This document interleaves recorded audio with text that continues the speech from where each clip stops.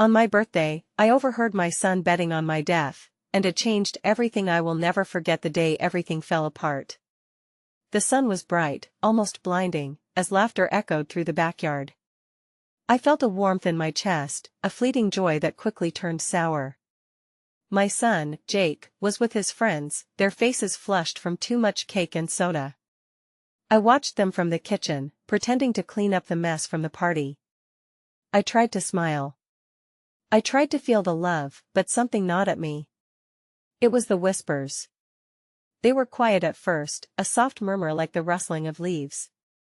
But then, I heard Jake's voice rise above the others. $10 says she doesn't make it to next year. My heart dropped.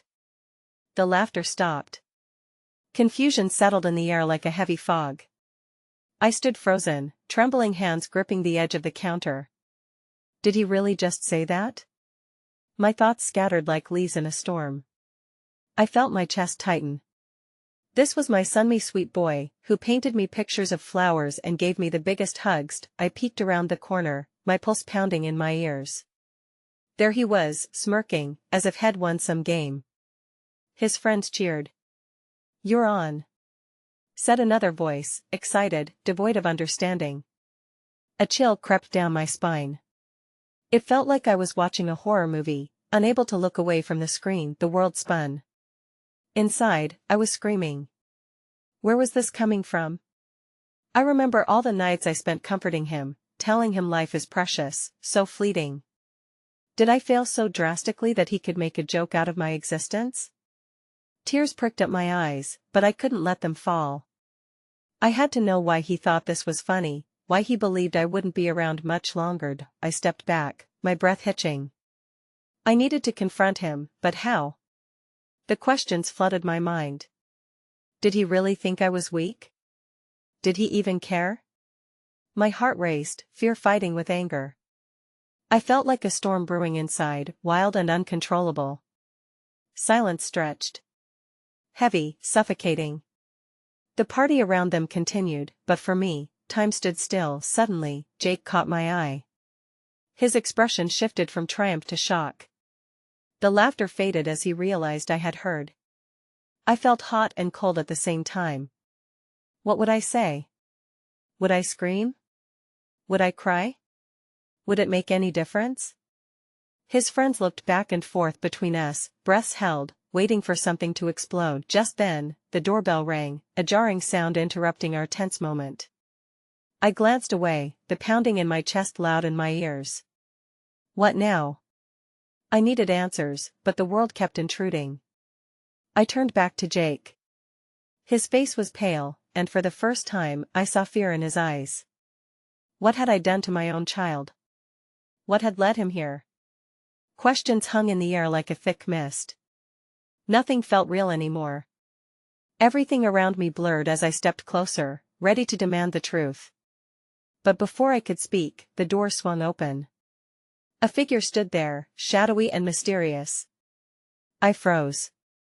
Who was it? What did they want? The uncertainty hung thick, a palpable tension seeping into the room.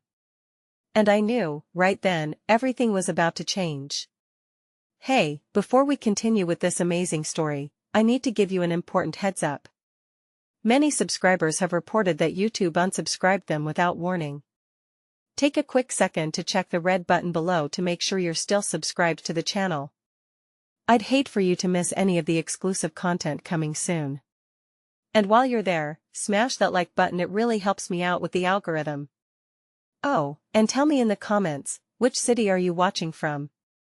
I love getting to know every amazing person who's part of this community. Your participation makes all the difference. Let's connect.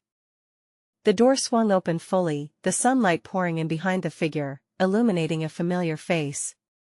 It was Lisa, my closest friend, and the one person I could always count on whenever the walls of my world began to crack. She stepped inside, the warmth of her smile contrasting sharply with the icy tension that hung in the air. Hey, I thought I heard a party, she said cheerfully, clapping her hands together as she strode into the room. The moment she saw Jake's face, however, her smile faltered. Is everything all right? Jake stood frozen, uncharacteristically silent, his youthful bravado deflated like a popped balloon. I watched the wheels spin in his mind, grappling between the embarrassment of being caught and the truth we both knew he couldn't run from anymore. The laughter from the backyard had faded, leaving behind an echo of fleeting joy, and in its place was an uncomfortable stillness that seemed to stretch endlessly.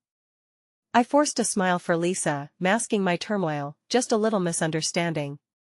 But the words felt heavy, insincere. The truth was, I was churning with unresolved questions. The void that had suddenly opened between Jake and me felt insurmountable. Lisa, sensing the tension, knelt down beside Jake. "Hey buddy, why don't we step outside? It'll help you with the games."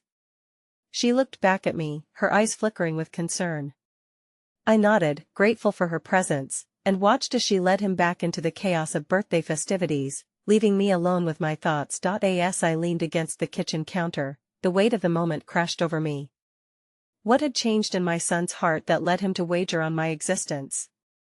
I had always tried to be the beacon of light and support in his life, yet somehow, I felt I was slipping through his fingers like sand. Memories rushed in, each one more painful than the last. The late-night talks when he was younger, the way he clung to me when he felt scared, the laughter we shared over silly things. How had it come to this? Just then, the energy shifted as laughter erupted from the backyard, and I saw Jake and Lisa among the group of children.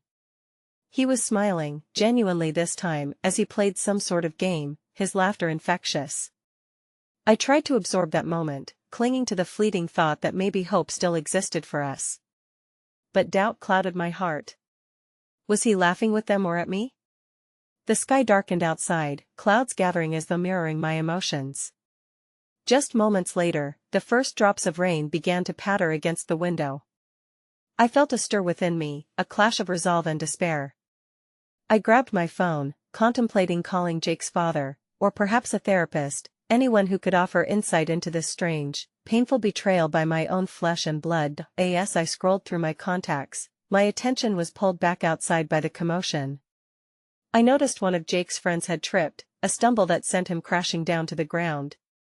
Jake immediately rushed to his side, concern etched on his face. He helped the boy up, brushing the dirt from his clothes before offering a reassuring pat on the back. I felt a flicker of pride and confusion. There was compassion there, yet he had so easily lost sight of kindness toward me. With a sigh, I stepped outside, my heart pounding. They barely noticed as I approached, my presence forming an invisible curtain that separated me from the laughter. Then I caught sight of something glinting in the grass. I bent down and picked up a crumpled piece of paper, my breath hitching as I unfolded it. It was Jake's handwriting, and my stomach dropped when I realized it contained a list labeled "Things I Want."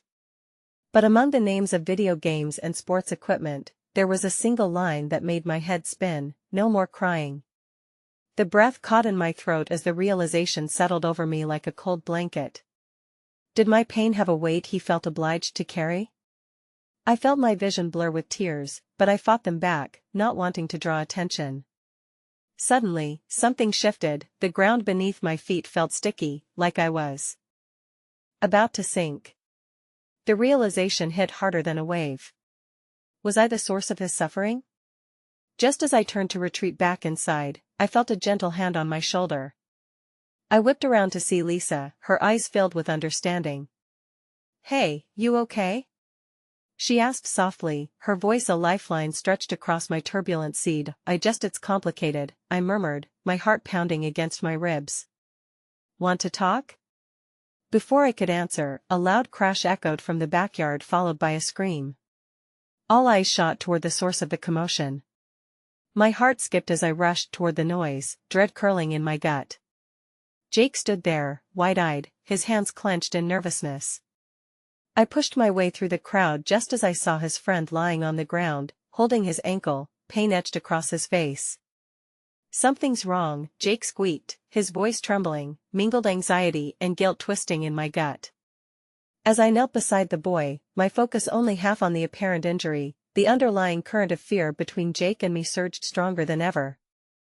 And as I helped the friend, the question echoed louder in my mind, unrelenting and cruel: what could I do to save my son from this spiral, and more importantly, who could save me from the rift that was growing wider between us as each day passed? The world around me seemed to crumple, the party went silent, the chaos replaced with a heavy, impending sense of dread. And that's when I realized, it wasn't just a game they were playing anymore. Our lives were entangled in ways I had never comprehended, and like that moment I was left hanging, breathless, waiting for something to finally break the silence, ready or not. As the murmurs of concern surrounded us, I felt the weight of Jake's gaze upon me, filled with a mixture of fear and uncertainty. My heart raced, pounding so loudly against my chest that I feared it might drown out the sobs of the injured boy. The laughter and games faded like shadows, leaving us all exposed in a suffocating moment of reality. "Mom," Jake whispered, his voice breaking through the cacophony of the crowd. I looked up, meeting his frightened eyes. They were pools of worry and disbelief, and in that instance, I recognized my own reflection of concern mirrored back at me. "What do we do?" The panic in his voice found a place deep within me, igniting an instinct to protect both him and the boy on the ground. "We need to stay calm, Jake," I said, forcing my voice steady, my fingers brushing against the boy's ankle gently, assessing the damage. "Can you help me find some ice?" It might help with the pain. For a heartbeat, our eyes locked, and in that brief moment, we found ourselves as allies rather than opponents in this battle we had both been losing. He nodded, racing away toward the kitchen, and I felt a jolt of pride at his willingness to help, even amidst his own storm of emotions. With everyone else hovering like anxious guardian angels, I focused on the boy who was still on the ground, pain rippling through the air between us. "You're going to be okay," I assured him softly, trying to reinforce my own faith in those words as much as his. His face twisted in agony, not just from the injury but from the chaos of the party that had been brought to a halt. I could hear the distant sound of balloons popping and children's laughter start to fade into whispers, then solemn quiet. It felt like time had stood still. My senses heightened, and the lingering tension spilled over as I processed that I was not only helping a child in pain, but simultaneously unraveling the threads that bound me to my own son. Jake returned, breathless and flushed, ice wrapped in a dish towel. "Here, Mom." He handed it to me with urgency, yet there was still a trace of apprehension in his eyes, as if he were uncertain of his role in this unfolding scene. I took it with a firm grip, positioning it against the boy's swollen ankle, and my heart swelled with a bittersweet sense of connection to Jake. "Thank you, buddy," I said with a warmth I hoped would seep through our misunderstandings. He stood by my side, his little body tense as he watched me handle the situation, taking solace from the moment of teamwork. Although I could still feel the disquiet lingering in the air, the comforting warmth of that moment was eclipsed by a sudden chill that washed over me. An unexpected thought slithered through my mind, terrifying in its implications. Was this injury another reminder of the fragility of life? Was it a wake-up call to the chasm that was forming in our relationship? As an ambulance siren wailed in the distance, I stole a glance at Jake. The fear and guilt in his expression echoed my own feelings, both of us standing at a precipice, teetering dangerously close to falling into an abyss of misunderstanding. "Hey," I said softly, hoping to soothe both of us just as the EMTs approached the scene. "I know things have been strange lately, but I'm here for you. I love you." He remained silent, his gaze flicking from the injured boy to me, hesitation painting his features. I longed to reach out, to pull him into an embrace that would bridge the gap between our vulnerabilities, but I hesitated, sensing that the space between us was still too fragile. The emergency personnel quickly took over, assessing the boy's injury with practiced ease, but I felt my mind racing, questions spiraling out of control. Why had Jake felt the need to wager his own happiness against my existence? What hidden pain was lurking just beneath the surface of his innocence? I felt Lisa step beside me, her hand offering a gentle nudge of support. "You're doing great," she whispered, leaning in to catch my eye. "Just breathe." But as I inhaled deeply, the air felt heavy with everything I hadn't yet said, the secrets hanging just above our heads. I wanted to press forward, to peel back layers of confusion within Jake and myself. But as the paramedics began to usher the boy away, I felt that familiar throb of helplessness pound in my chest. Jake's small body still remained rooted beside me, the space between us becoming a vast chasm. I reached out, not knowing if it was too soon, but the instinct to bridge the divide surged within me. I placed my hand on his shoulder, feeling the weight of both love and apprehension between us like an unspoken promise. "Let's talk soon, okay?"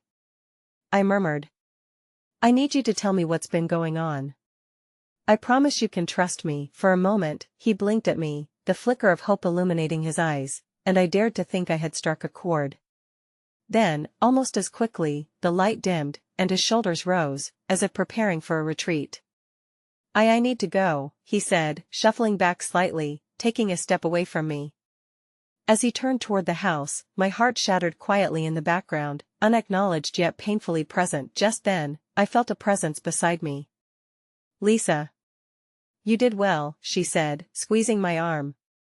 "But maybe it's time to bring in professional help." Her words settled over me, a mixture of fear and uncertainty, knowing that acknowledging my struggle also required vulnerability. Feeling as if we were at the edge of a cliff, I could hear the echo of uncertainty resonate in my heart. Had I truly lost my son to the unknown? But as I looked toward the door, Jake paused, glancing back at me.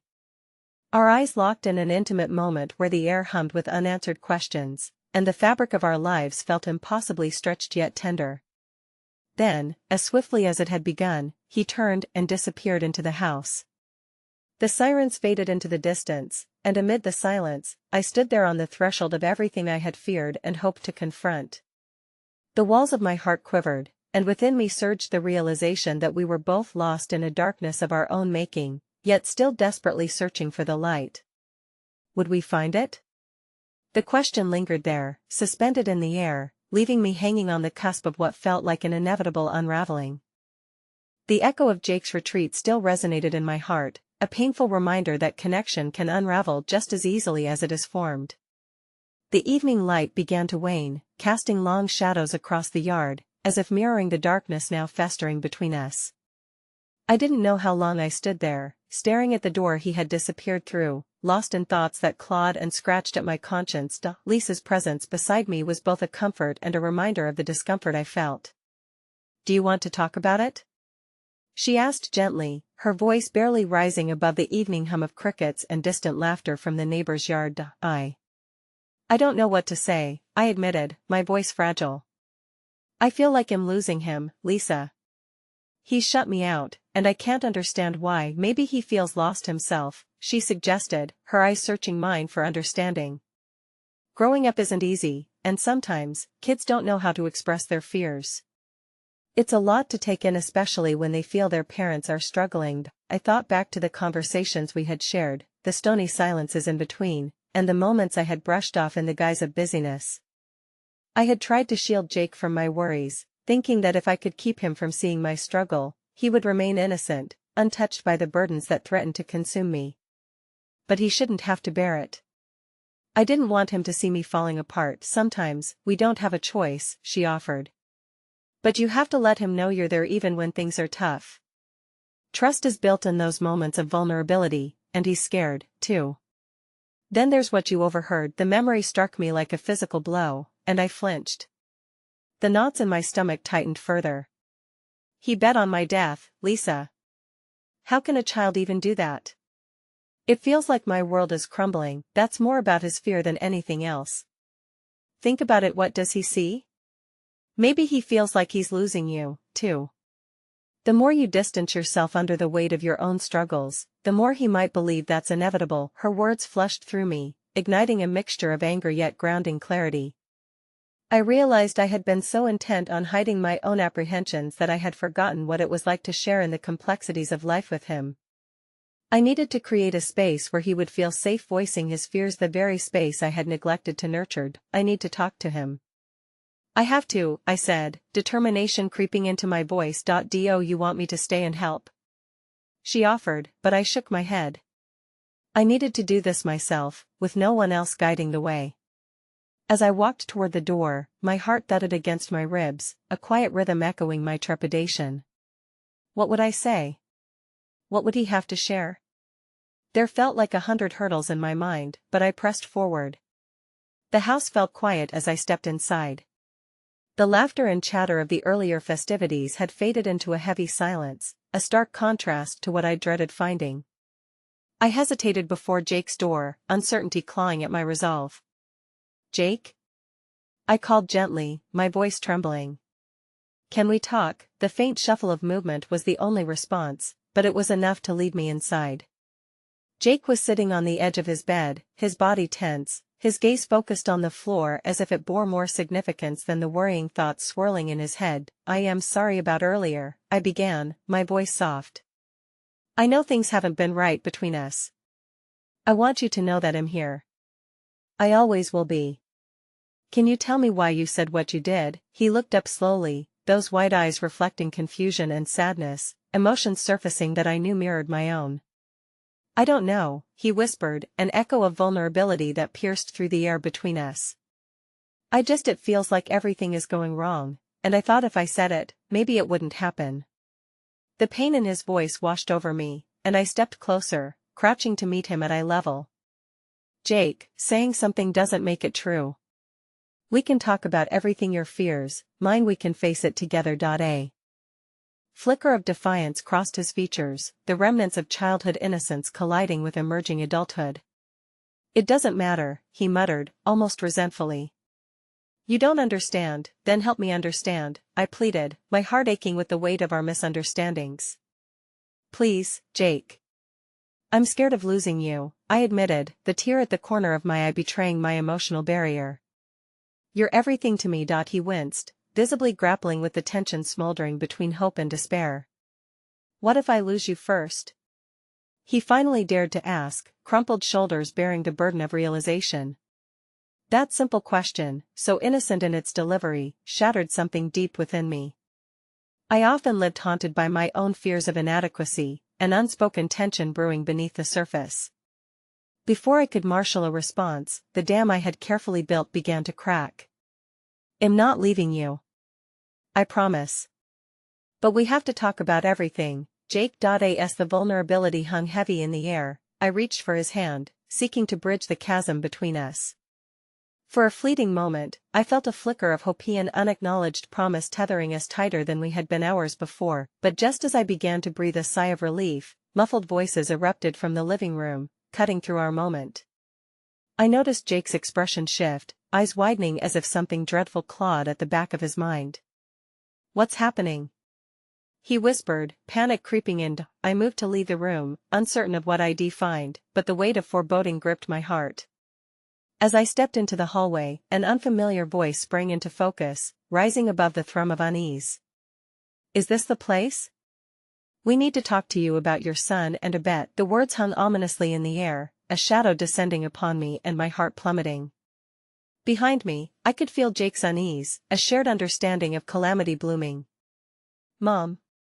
he called out, his voice filled with dread, and in that moment, I realized the ground beneath us had shifted once again, leaving us teetering at the precipice of our truths. Would we confront it together, or would this only deepen the divide? My heart raced as I turned to face the unexpected storm brewing, knowing that somehow, everything was about to change. The tension in the living room felt palpable, as though every pulse in the air was harmonizing with my anxious heartbeat. I turned around, the harsh reality of the unfamiliar voice dragging me back from the flicker of hope I dared to nurture moments before. Jake lingered behind me, his expression transforming into a mask of raw fear, reflecting my own internal chaos. I stepped forward hesitantly, squaring my shoulders against the dread pooling in the pit of my stomach. "Who are you?" I forced the words out, trying to sound steady, but they came out tremulous, shaking under the weight of apprehension. The figure emerged from the shadows of the hallway, revealing an older man draped in a shadowy presence, his eyes dark and intent. "I'm here about Jake," he said, his tone devoid of warmth. "You've got to listen to this." Jake shifted uneasily, as if the ground beneath his feet had become quicksand, ready to swallow him whole. "What do you mean? What's wrong?" His voice trembled, thick with confusion and fear. The man's gaze didn't soften, remaining fixed on me. "It concerns the bet. You know what he said, don't you?" My stomach twisted further, each word he delivered cutting deeper into my heart. "Yes," I whispered, the admission dangling in the air like a haunting specter. "I overheard." I stole a glance at Jake, who was now staring down at his feet, shame etching lines onto his youthful brow. "It's about more than just a careless word," the man pressed, closing the distance between us, intensifying the gravity of his revelation. "That bet has consequences. It's not just child's play. You need to understand that people are serious about these things. What do you mean consequences? I stammered, my voice now quaking. Rumors travel, he replied, cold and unwavering. The kind of talk Jake engaged in it has a way of attracting attention, of reaching people who thrive on chaos. If he's tied to this, it could escalate, especially if someone finds out he's your son, but it was just a thought. Kids say stupid things, I implored, desperation thickening my words. The prospect of my child being drawn into a world where innocent childhood expressions twisted into threats sent chills cascading down my spine. The man shook his head, indifferent.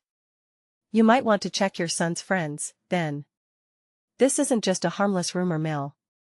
You need to prepare for what might come next. The dull thud drummed against my temples while dread consumed me. Jake's future looming behind shrouded mist felt entirely out of my control. I could feel him shrinking, the weight of his decisions pressing down on him, and it made my heart fracture. The innocent laughter of children playing outside, the faint echo of summer, seemed a world away. Jake, can you tell me what happened? I asked softly, crouching down to bridge the emotional distance I desperately wanted to close. He hesitated, glancing at the man as though seeking permission. Please, sweetheart. The room felt suffocatingly silent, moments stretching into lifetimes as I watched him process my plea. I don't know, he finally said, his voice barely above a whisper, lips trembling. It was just a stupid joke. They dared me to say it, and I didn't think it would mean anything. I embraced him then, wrapping my arms around his small frame as though I could shield him from the encroaching darkness. It's okay, we'll figure this out together, I murmured, guilt flooding through me like a tidal wave. I had let my own fears consume the air, suffocating the very connection that could have saved him from this moment. The man cleared his throat, breaking our moment. You need to take this seriously, he added, his eyes sharp and scrutinizing. Other kids will test their limits. They might see weakness in a situation like this. They will push it. You need to help him deal with this. Now. I nodded, feeling as though I'd stepped onto a battlefield without armor. Thank you, I managed, barely aware of what I was promising. I only hoped that my gratitude would do justice to the gravity of the warning I had just received. Before I could try to process it further, he turned and left, leaving an empty silence that roared like a cacophony in my ears. Mom. Jake's small voice broke through the heaviness as he pulled away, his eyes mirroring my own turmoil. What if they find out? What if they think I meant it? At that moment, my heart shattered anew, the fear in his eyes reflecting the fears that had latched onto my own heart. We can tell them it was just a joke, okay? It'll help you talk to your friends. You're not alone, I soothed, though the truth remained, a shard buried in my chest. My assurances felt inadequate in the face of what was potentially unfolding, but even as I spoke, I sensed a greater challenge looming ahead, one that would test our bond in ways we hadn't imagined. How would I shield him from the repercussions of unwanted attention? How would I reassure him of his safety when I felt so precariously unmoored in my own life? The day's final light flickered through the window, casting our shadows on the wall, soft and yet unsettling. And as I held Jake close, I could already feel the distance threatening to widen between us again, a bitter reminder that the journey we were on was far from over. Just then, Jake suddenly gasped, his eyes darting toward the window. Mom, look! He cried. I turned, dread knotting in my throat once more, as I glanced outside to see a small gathering of children staring at our house, whispers swirling among them. The realization washed over me like ice water. This was just the beginning of a storm I had hoped to shield my son from, and I couldn't help but wonder, what other shadows were creeping in on the edges of our lives? And as the sun dipped below the horizon, the uncertainty gnawed at me, propelling our reality into a deeper, darker labyrinth of consequences yet to be uncovered. The chill wrapped around me as darkness swallowed the remains of the day, the twilight transforming our quiet neighborhood into a shadowed world of uncertainty. The whispers outside seemed to meld with the faint echo of my own heartbeat, an ominous reminder that everything was spiraling beyond my grasp. I turned my focus back to Jake, who stood frozen, his small frame radiating tension as he peered at the gathering glare outside. Jake, I said, trying to remain calm, let's sit down for a moment. I gestured toward the living room, hoping to draw him away from the window, where the silhouettes of his peers awaited our response, their expressions shifting between curiosity and something darker. As we settled on the couch, I pulled Jake close, seeking to fortify him against the storm brewing beyond our walls. You don't have to worry about what they think. We'll talk this through, okay? Just about a misunderstanding, nothing more. I longed to mean every word, but beneath my own bravado lay an undercurrent of doubt.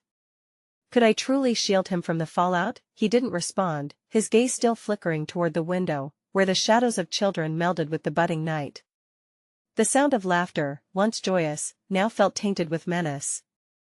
I could sense his need to retreat further into his own thoughts, battling fears I had shared just hours earlier. Then, as if sensing our synchronized turmoil, there was a knock at the door, firm and unyielding. A rush of dread swept through me. Stay here, Jake, I instructed, though my voice faltered, feeling the weight of the world growing heavier as I approached. The moment I opened the door, I was met by two figures: Mia, one of the mothers from the neighborhood, and her son, Tommy. Their faces were etched with concern, a striking contrast to the shadows lingering just outside their periphery. Sorry to bother you, Mia began hesitantly, but we heard the kids talking about Jake. The words felt like cold knives sliding along my skin. I started, but there was too much to convey, a tangle of emotions and thoughts cascading into chaos in my mind. It was a misunderstanding. Tommy, his features pale and drawn, blinked at me, the innocence in his eyes stark amidst the chaos. I heard them say Jake was betting on something, that something bad was going to happen. I didn't know if he was in trouble, he murmured, his voice shaking just as mine was. Jake's small whimper echoed through the quiet space, and I felt my heart shatter yet again as I turned to him.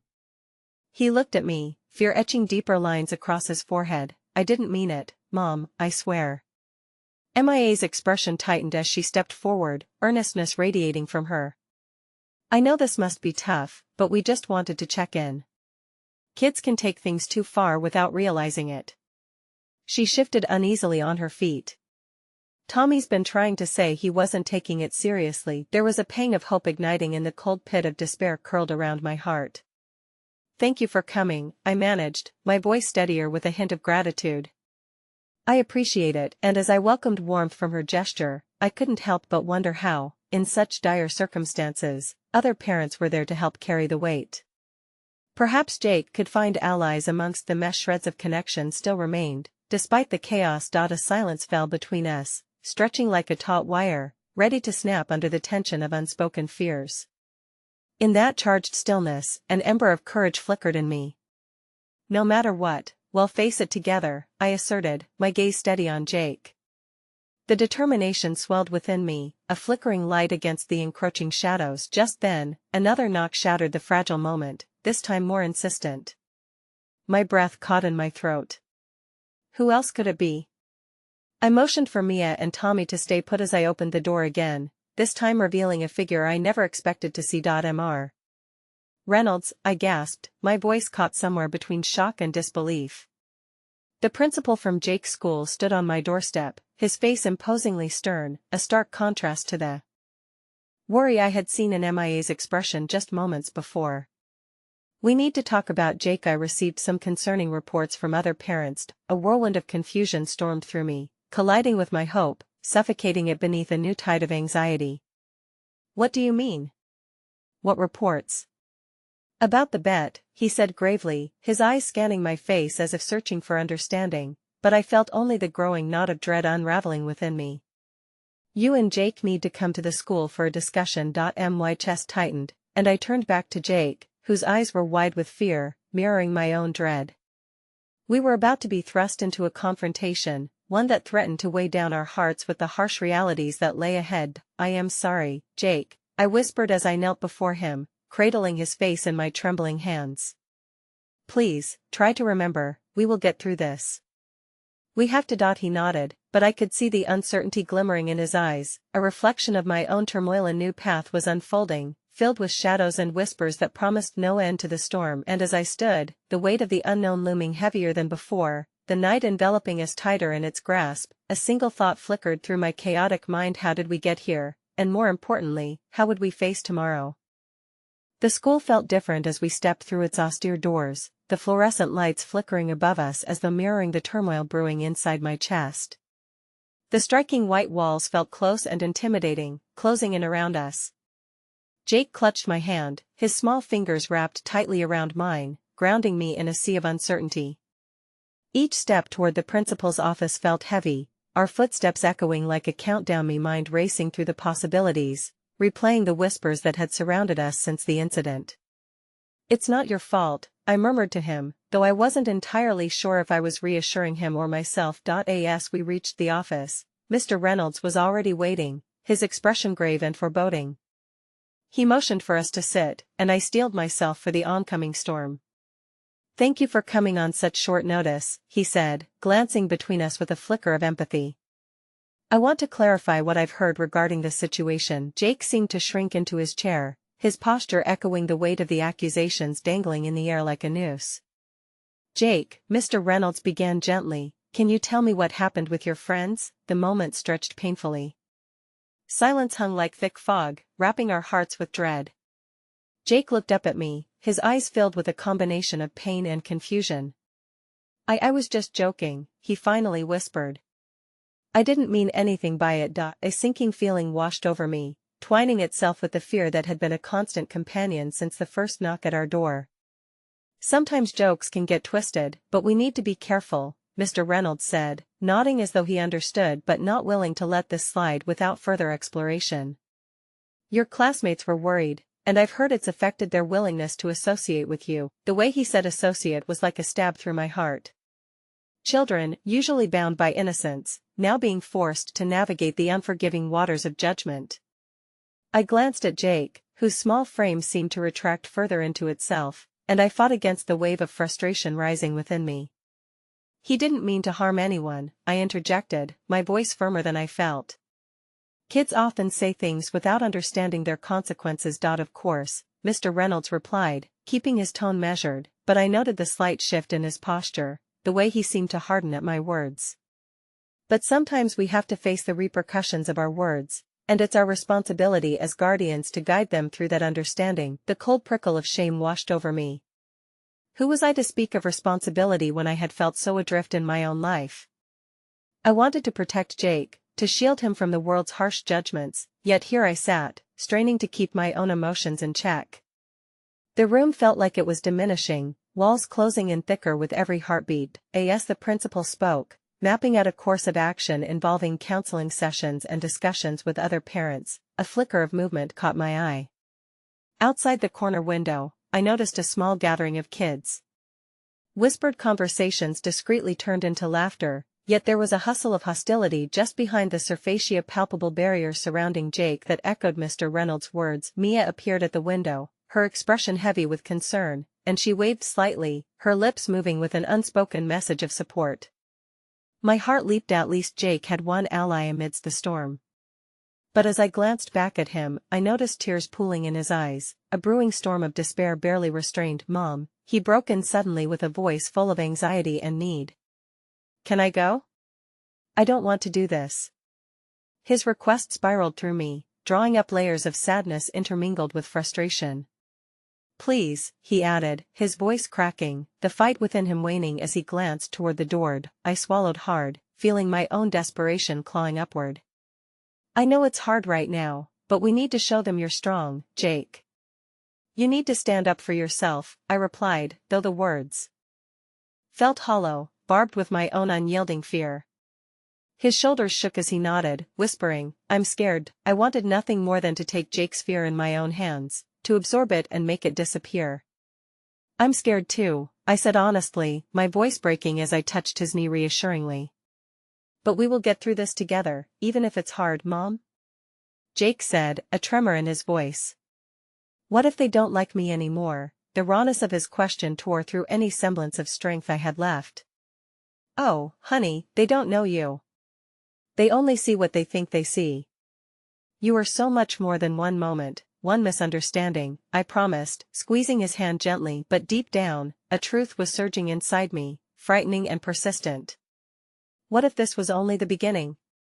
What if I couldn't shield him from the real harshness of life outside our small world, from judgment, rejection, and pain?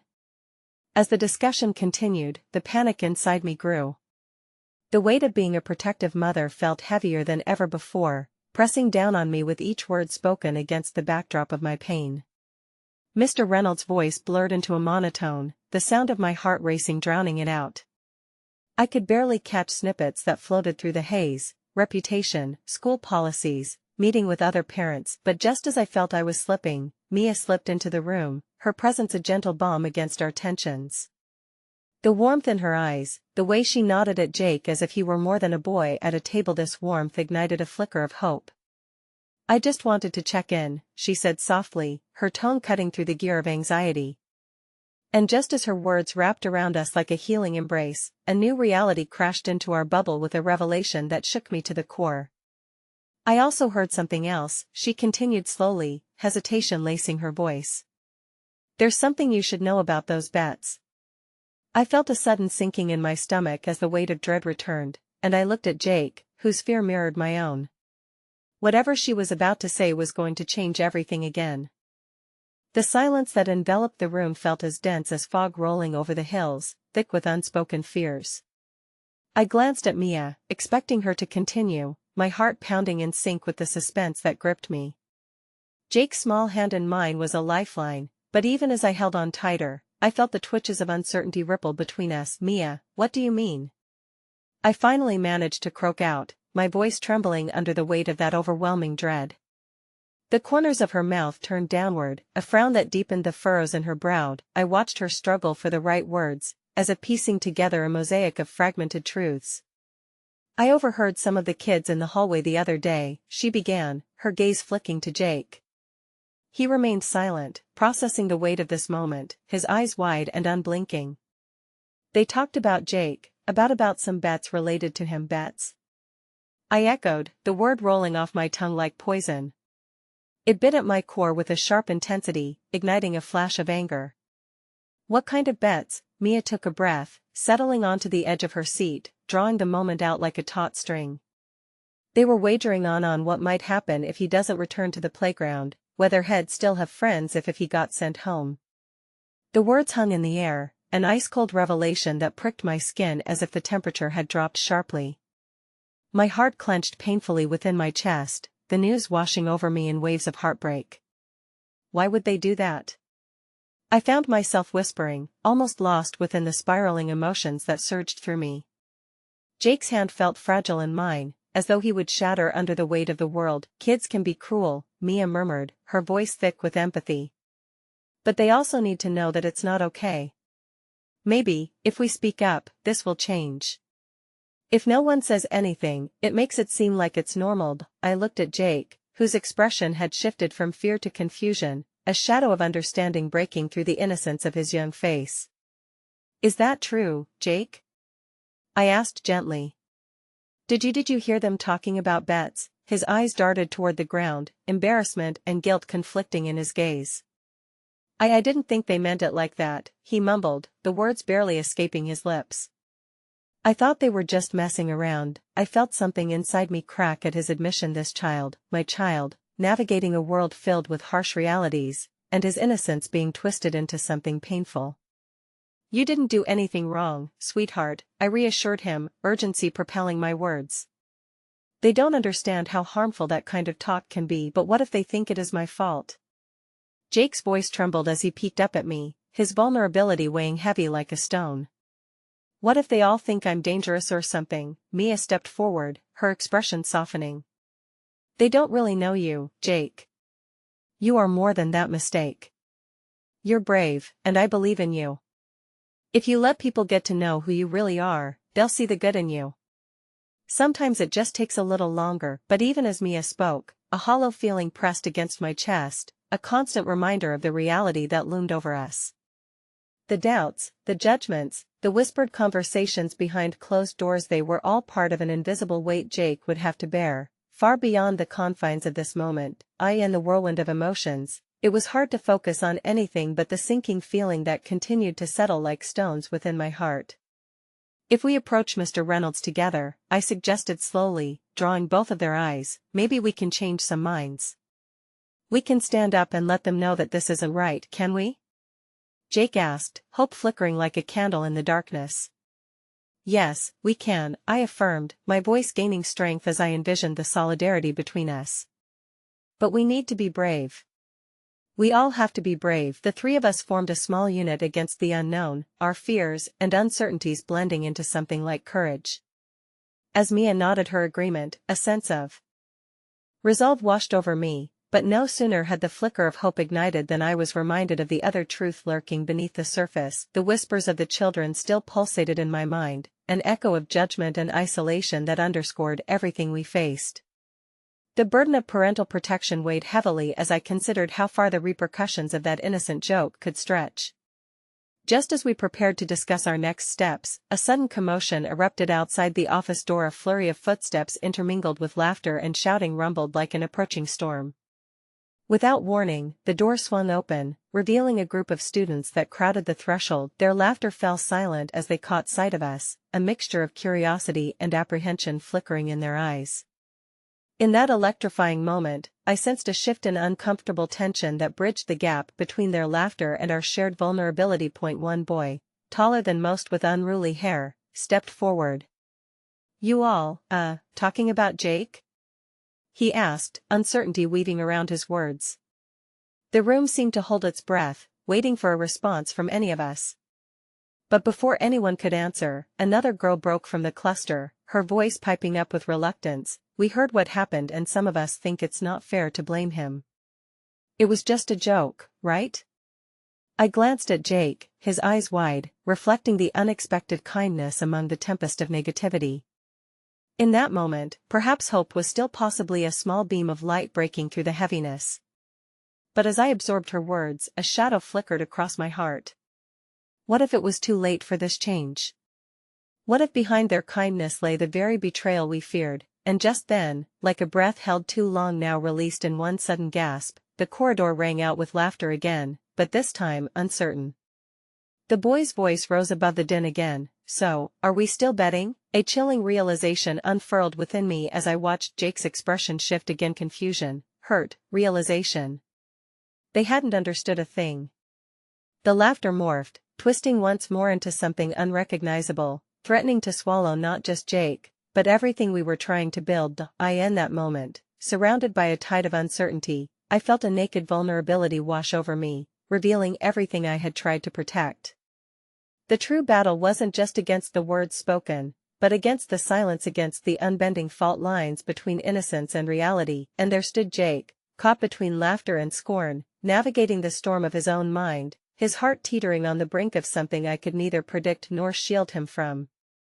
Just as I prepared to reach out for him, a group of students started to form into two sides, a divide that felt all too familiar. As they shouted those bets again, I realized with a jolt that we were losing ground. I knew in that visceral moment that the chaos surrounding us had only just begun, and as the laughter morphed into something darker, I braced myself for an impending wave that could sweep everything away. The air in the office thickened with tension, a palpable weight as laughter danced dangerously close to cruelty. I felt the rush of panic crawl up my spine, but I swallowed hard, forcing myself to remain steady, to protect Jake from the storm brewing just beyond the door. "Mia," I whispered, my voice barely more than a breath, "we need to do something. Now."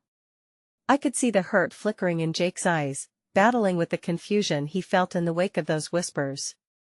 I didn't want him to perceive the world through the lens of betrayal, not when he was finally starting to understand the importance of standing up for himself. Mia nodded, her determination flickering like a flame in the wind.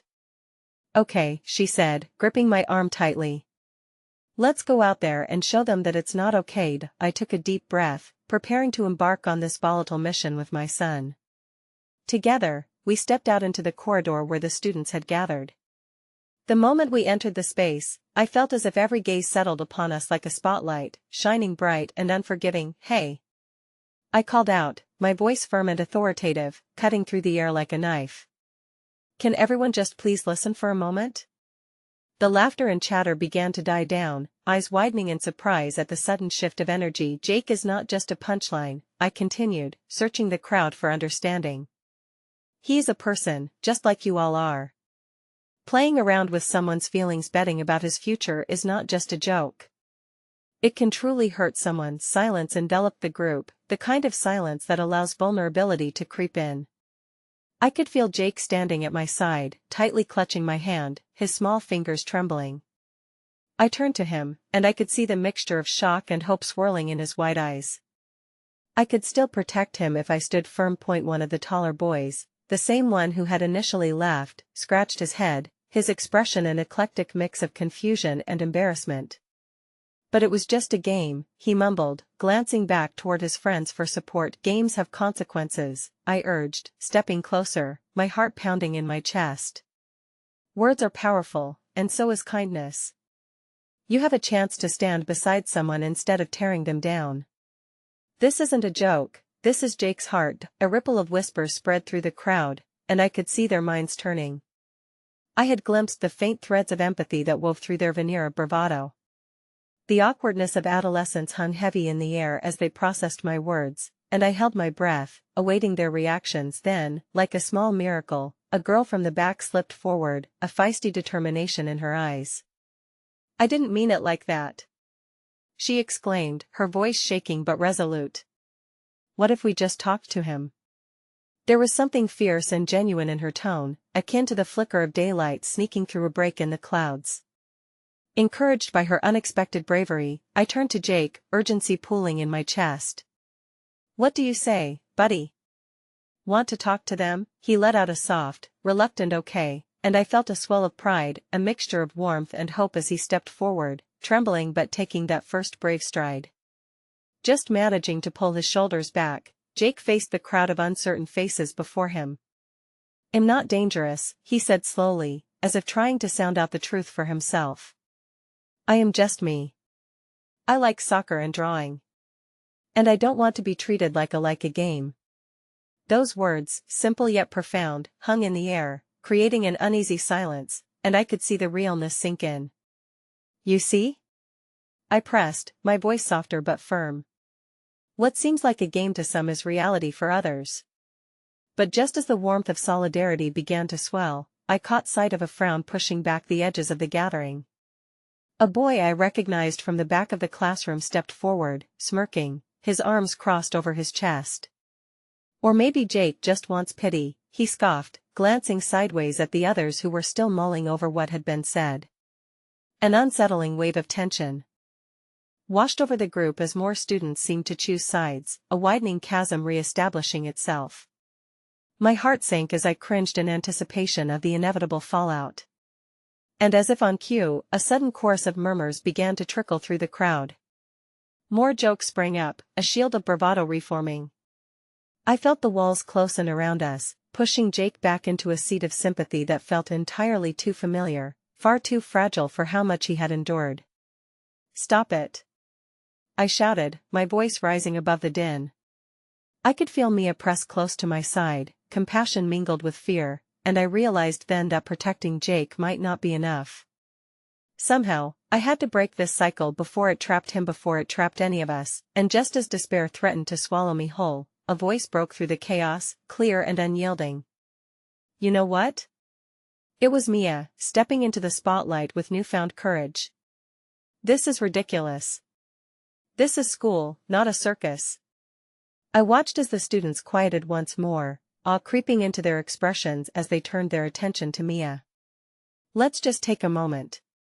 Can't we do better than this?" In that brief pause, I felt hope ignite again as I witnessed the shift, the flickers of recognition, the shakes of hesitance. But just as quickly as this realization began to grow, it cracked under the weight of the rising tide of doubts. Then, as if scripted from a dark play, I heard the taunts begin again. "What if Jake really is dangerous? Bet he'll be crying soon." It all came crashing back, the laughter, the bets, the isolation. Just like that, I recognized the fractal nature of our battle.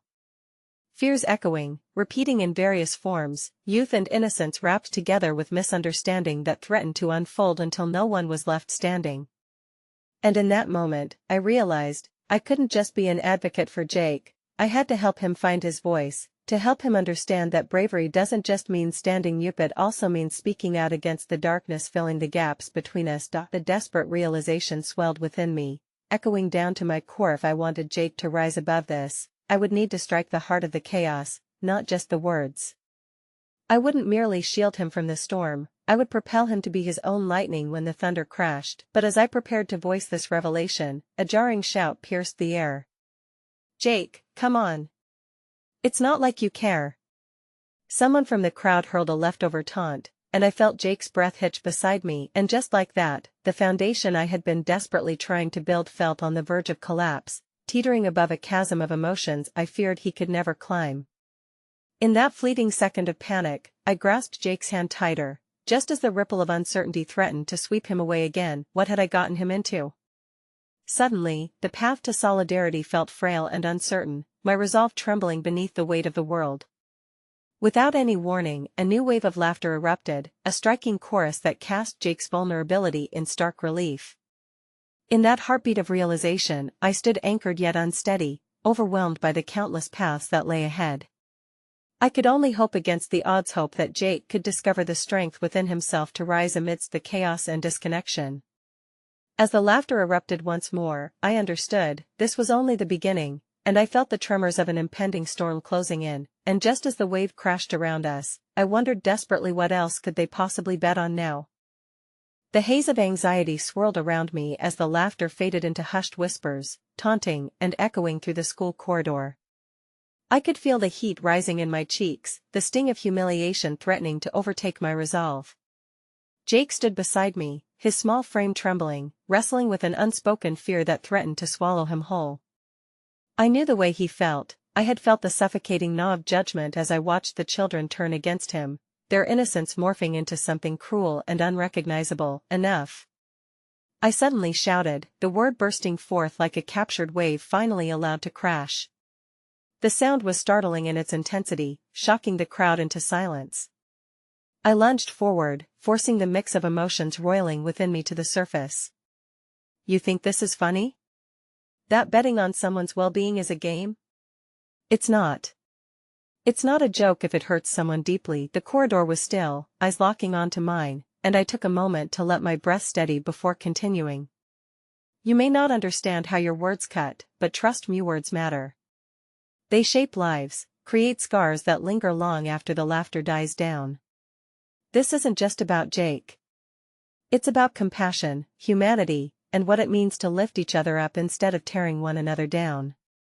Jake shifted beside me, and I could sense a slight tremor in his hand.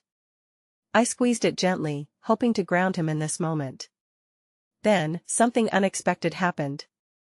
One of the girls from the group, the one who had initially stood up for Jake, stepped forward with newfound conviction illuminating her eyes.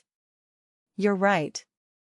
I thought it was a joke too," she said, her voice shaking, "but we should have known better. We're friends, and we're supposed to look out for each other." One by one, the group began to shift uneasily, murmurs fluttering through them like wings of a startled flock. It was as if I had sparked something deep within each of them, not just fear or regret but a sense of accountability, the realization that within their laughter lay the power to hurt. "Jake, can I talk to you?" She approached him cautiously, her expression softened into something warm and inviting. "I'm sorry that we didn't realize how much our words could hurt. Can we start over?" The transformation in the atmosphere around us was staggering.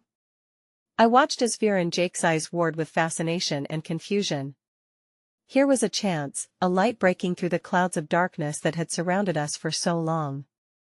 "I don't know," he hesitated. "I don't want to get hurt again." "Me neither," she replied quietly. "But we have to believe that we can do better together."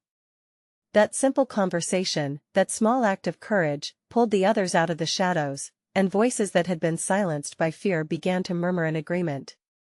Suddenly, every whisper that had momentarily felt like knives turned into the sound of hope, a harmony blending through the air and saturating it with unspoken solidarity.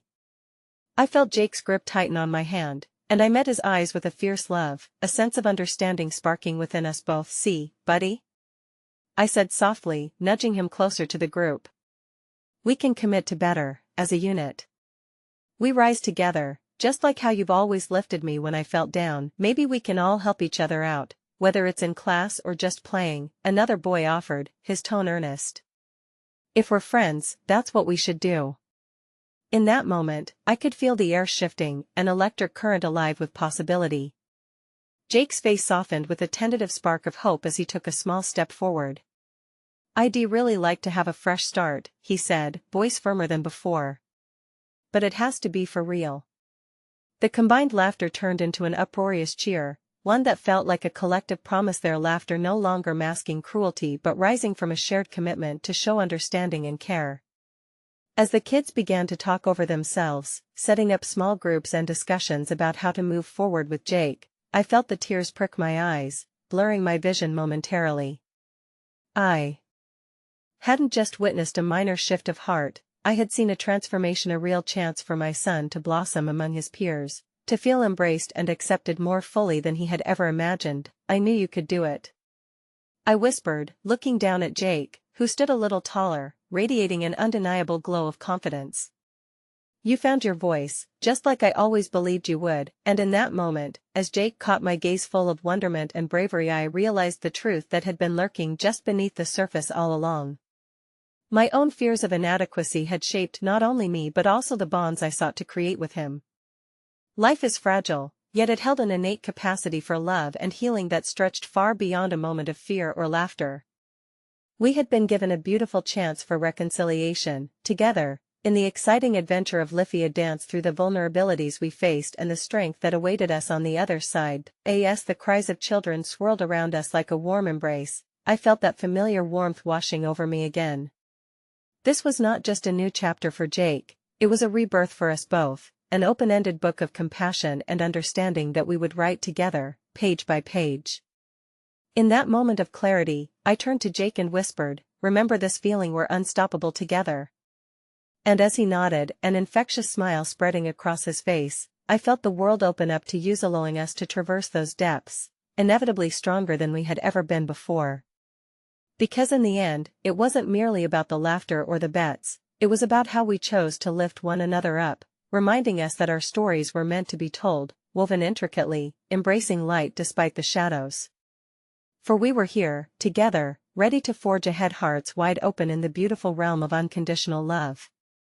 As I wrapped my arm around his shoulder, watching the transformation unfold beyond us, I knew one irrevocable truth: love would always find a way.